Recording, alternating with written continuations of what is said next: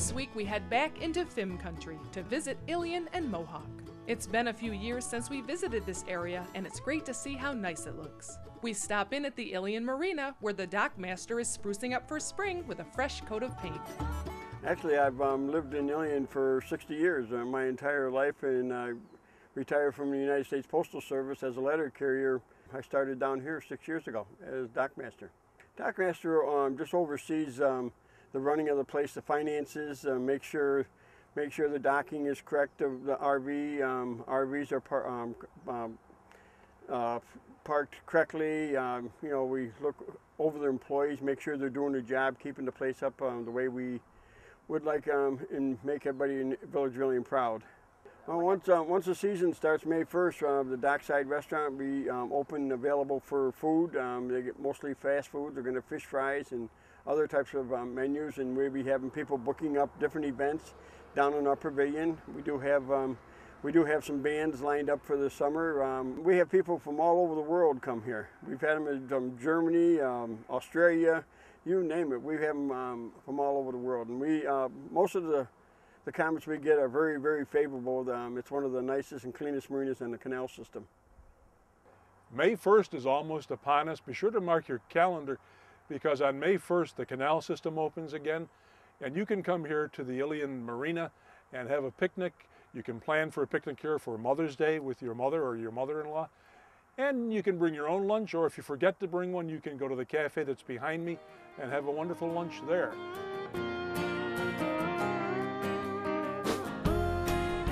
Another sure sign of spring is smoke coming from the maple sugar houses. We stop into the nearly 3-century-old Clapsaddle Farm in Ilion to visit Jim Parker. We find him in his studio working on his historical watercolor paintings. He says it's been a great maple syrup season and tells us a little about the age-old process. This is a sugar maple, and behind us is a Norway maple. And this tree only requires about 40 gallons of sap to make 1 gallon of syrup. That means I have to get rid of 39 gallons of water in my evaporator.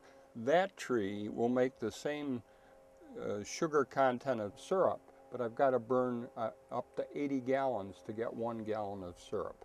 So this is much more economical, especially if you burn fuel oil for fuel. I don't, I burn wood.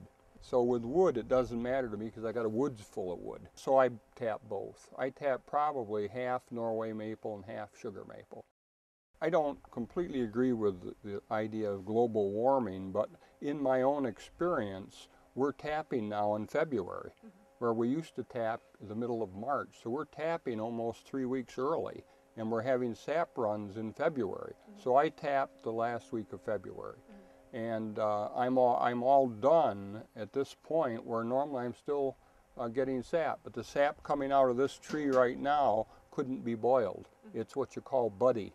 And the buds are demanding a different chemistry, so the sap turns yellow. And you can only use the sap if it's crystal clear. Well, it's something that I just like to do. It's what you call good work versus work. And you don't even think of it as work. I look forward to it, and I think everybody that makes maple syrup does that. And there used to be an old fellow living right in this house over here, but he's passed away. But he used to come over and sit there and put the wood in and read, and that was a wonderful thing for him. And I enjoy it, and it's a good use of the property, and especially when you have a lot of down wood. I have 63 acres of wood lot. Well, I can just burn dead wood and clean my woods up and keep the woods looking good and make some income from it too. At the end of May here at Clapsaddle Farm, there's going to be a genuine farmer's market inside the barn behind me, owned by Jim Parker. This land has been farmed since 1737, and this summer it's going to be farmed again. People are renting out plots right over here. If you'd like to rent one for yourself, contact Jim Parker and plant your garden.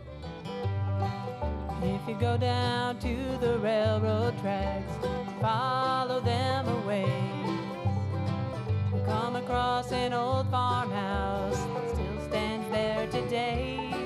There's a tree-lined drive, a carriage house, fields tall with hay.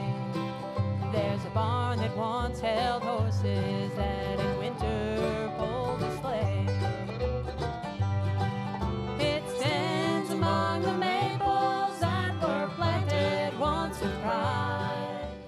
historic Remington Stables on Remington Ave in Ilion is now home to the Ilion Little Theater. This company has entertained Mohawk Valley residents every year since 1924. In May, they present On Golden Pond, the funny and touching story of a couple facing their twilight years. Call 894-3203 for showtimes and ticket information, or visit mohawkvalleyliving.com. We travel east to the village of Mohawk, and because this past week was Administrative Professionals Week, we stop into any business professional's best friend, Hummels Office Plus. Celebrating its 75th anniversary this year, the company employs over 80 people at multiple retail locations. Its 80,000 square foot distribution center is located in a historic stone building on Canal Street in Mohawk. Harrison Hummel Sr., actually. 1934, our great-grandfather founded it as Excello Typewriter Supply in Herkimer, and he would refinish typewriter platens for Remington typewriters. Oddly enough, it was right down the street, and would refinish them, sell typing supplies, ribbons, paper, and then that grew into office supplies, pens, pencils, and then just over the years it's evolved into what we have here. We have stores in Utica currently on Hopper Street. We have a store just off of Griffiths Business Park on Chestnut Street in Rome. We have a sales office in East Syracuse, and we have this warehouse here in Mohawk, but we deliver from Auburn to Amsterdam and from Old Forge to Oneonta on a daily basis. There's 5 children in the family. 3 of us are in the business, and one's actually just graduating college in another few weeks. It's challenging at times, but it's an awful lot of fun. You know, when you grow up in the business and you see people that have been with the business for 20 and 30 and 40 years, they're not employees, they're kind of like extended family. It's aunts and uncles and cousins, and it's a lot of fun to be able to have that camaraderie with them.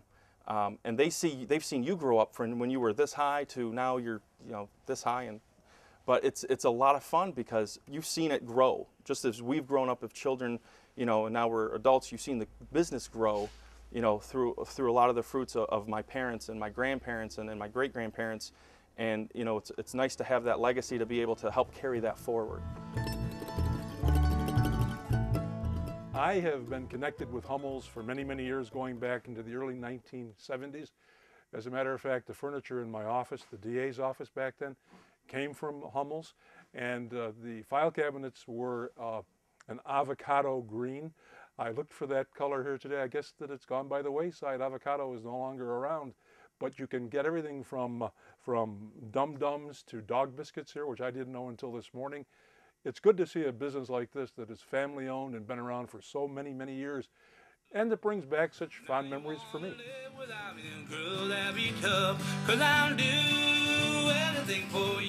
A local favorite here in Mohawk is Mrs. Shake on West Main Street, the significant other to Mr. Shake, located about 6 miles south of here. They're known for their homemade, made-to-order food and homemade ice cream. And today, with summer-like weather, they were serving kids from 1 to 91.